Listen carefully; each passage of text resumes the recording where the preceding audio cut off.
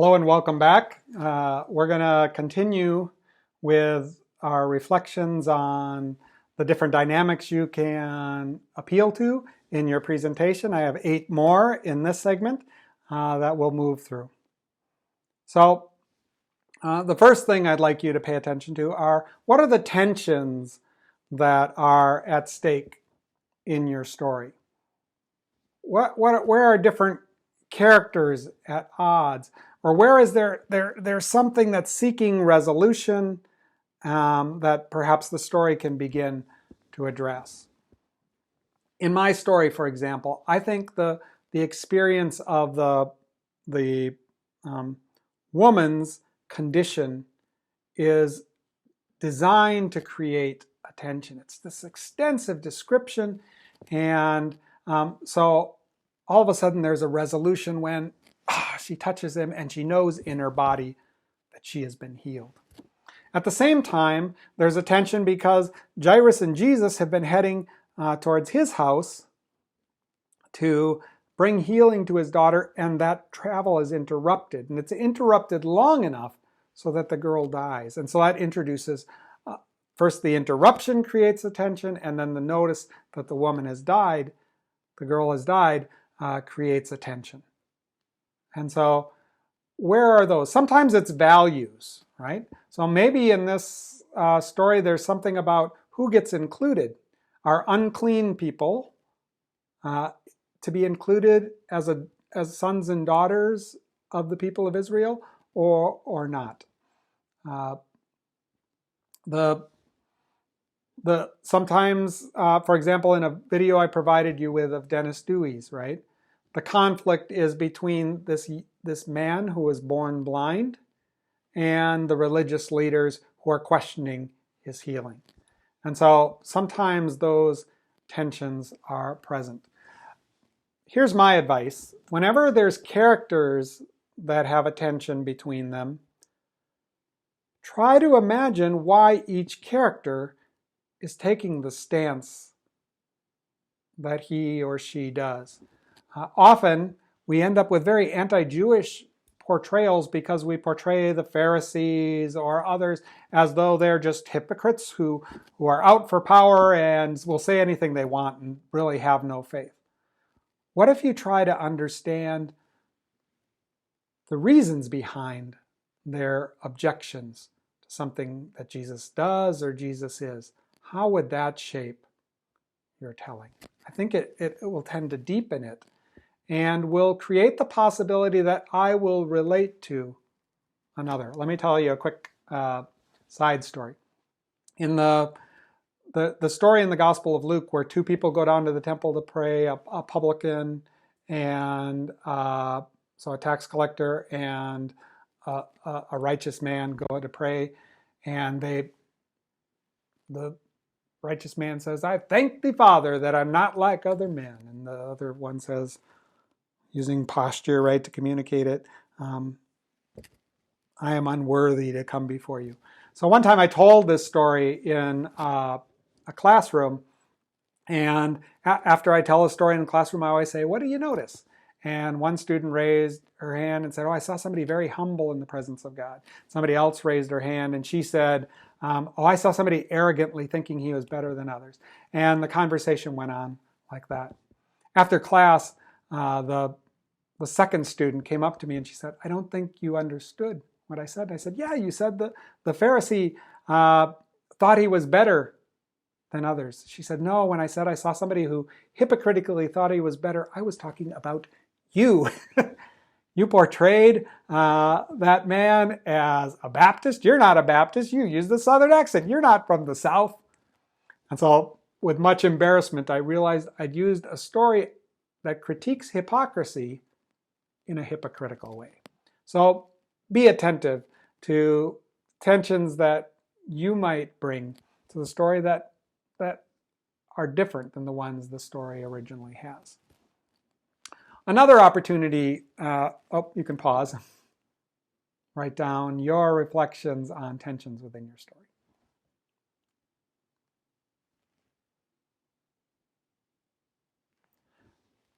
The 10th point that I would like to invite you to reflect on is subtext. Sometimes it's really interesting to think about what's going on underneath the story, even though it's not spelled out. Why is a character acting the way she is? Why is he saying that particular thing?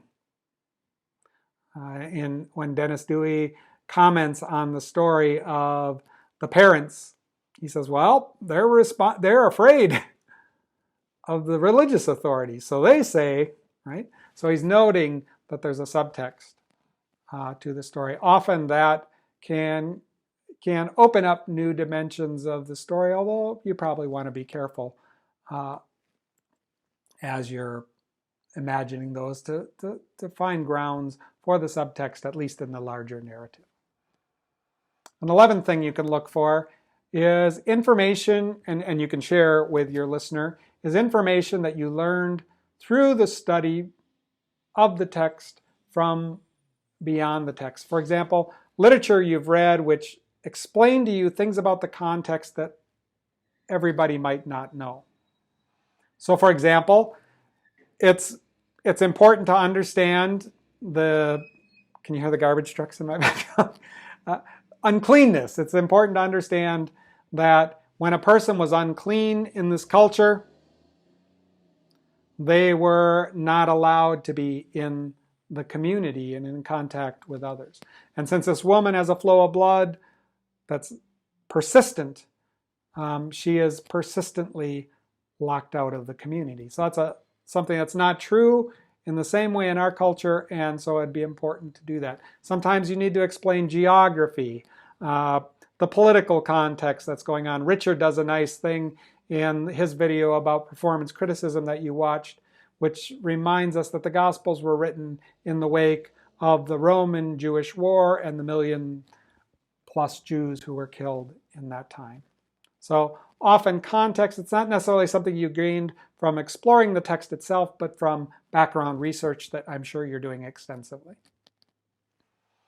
Another thing you can do, either out of your own work or by paying attention to what scholars have told you, is if you pay attention to what the Greek and Hebrew might have meant. So it might be helpful to know that the word peace that's offered is shalom in a passage, right? In mine, it's really interesting to me in my story that there's a grammatical element, 2 grammatical elements that are purged from all translations that I only saw because I went to the Greek. In most English translations of my passage, the description of the woman happens in 3 or 4 sentences. In the original Greek, it's 1 sentence, and it's participle after participle after participle. Let me see if I can pull it out by memory at this moment. And there was a woman having a flow of blood lasting 12 years, having suffered under the care of many physicians, indeed having spent everything she had, but not having gotten better, but rather getting worse, hearing about Jesus, coming behind him in the crowd, she touched his cloak, right? So I find it fascinating that you start longing for resolution of that story because it just doesn't have a main verb until she touches him, and then her relief is at some level mirrored by the grammatical relief we experience. So I only knew that by looking at the Greek. It's also true that the Greek passage from the Gospel of Mark has all of these interesting places where the verb is what's called a historic present. That is, it's a verb that's in the present tense, but it's referring to a past tense action. Most English translations simply turn that into a past tense verb, but in my translation, maintain them as present tense. And so interspersed throughout that whole story, there's present tense, past tense, present tense, past tense, present, present, present, past, past. And I find that really fascinating. Creates a more lively sense and a more oral sense to the story. You can pause, and if you have recollections of anything you learned about the Hebrew or Greek of the story that you'd want to share with people, you can write that down now.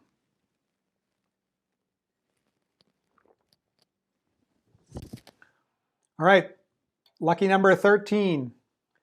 Often in stories, earlier stories of the people of Israel are being tapped into. There's either a subtle or an overt reference to them. This technically is called intertextuality.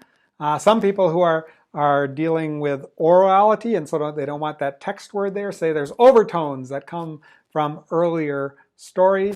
Another author I've read talks about ready-mades. That is, things that when you hear them, they conjure up a whole universe with them. So if you hear the word sacrifice, the whole temple complex perhaps is brought in. In my passage that I commented on in the videos you watched, I talk about what if we hear echoes of the Adam and Eve encounter in the garden in the story of Mary and Jesus encountering in the garden outside the tomb. In my story that I've had that I am doing ongoing commentary on, the number 12 becomes important, right? Because of the 12 tribes of Israel. And so there may be some playing off of those two stories over and against each other. Certainly the Levitical laws that map out how one deals with who is clean and unclean seem to be carried into my passage. So that's another thing you can do. Find echoes of stories from previous ones. Sometimes it's really heavy-handed. I remember being at a festival gathering in the part we call the story theater, and Linnea Good was telling the story of Esther at the banquet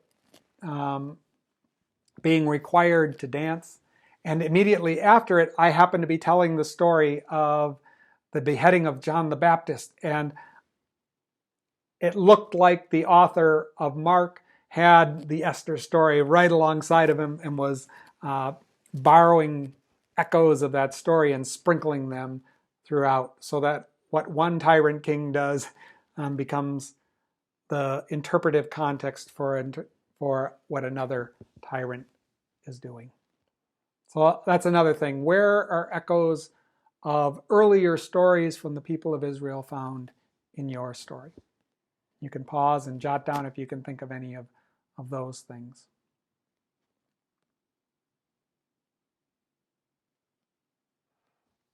All right, the next thing is I often find it kind of a fun and joyful thing to say, where are there contemporary stories that parallel what you see happening in the passage you're looking at?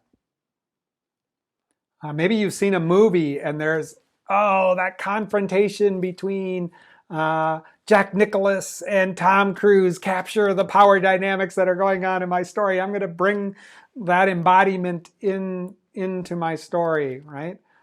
And so, but they might also be real life stories.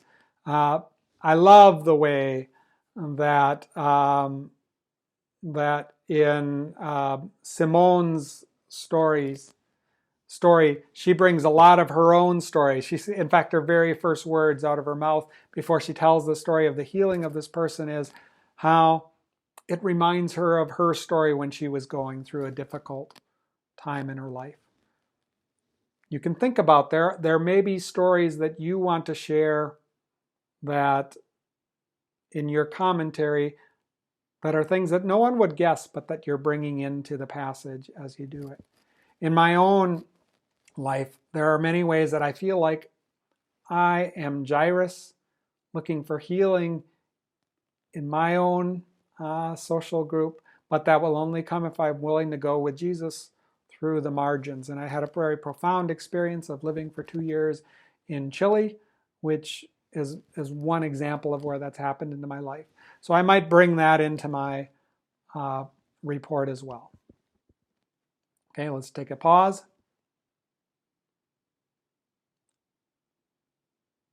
Okay, and the next thing that I would like to talk about is to imagine what is the impact that this is meant to have on your community, right? When they hear it, what do you hope for them to do? In mine, I'd say, I hope that it inspires courageous trust in Jesus for those who hear it. In Simone's, She wants to say, I hope this story resonates with your own experience at times when you felt unwell and were seeking healing. Tim has a lovely thing where he says, I hope your audience experiences the resurrection in the hearing of this story, that they feel not only that Lazarus was raised, but in some way that they are.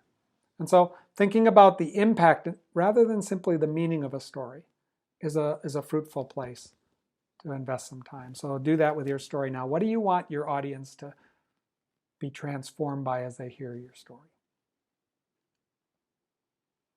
And then the final thing I want to deal with in this segment is about shifts in audience address. There are times where you as the storyteller will be speaking to a character, but then all of a sudden it's as though you're speaking to the people in the room in a new way. So Tim has that section where he says he starts out looking up to heaven, Jesus does, when he's praying, but then as he's praying it shifts and he's talking about the people who are standing before him, and so they're overhearing him pray to God. And he hopes the audience gets brought into that, and so that they become those standing by witnessing this and listening to Jesus praying for them. In the story of the resurrection in John's Gospel, the one where they're in the locked room, I always feel like when Jesus breathes on them and says, receive the Holy Spirit, he's no longer the character Jesus talking to the disciples 2,000 years ago, but it's Jesus becoming incarnate in the storyteller and giving them God's Spirit and authorizing them to announce the word of forgiveness. So not every story has this, but think about moments where the narrator may be speaking directly to the audience. And with that, we'll end this segment. Another 8 dynamics under our belt.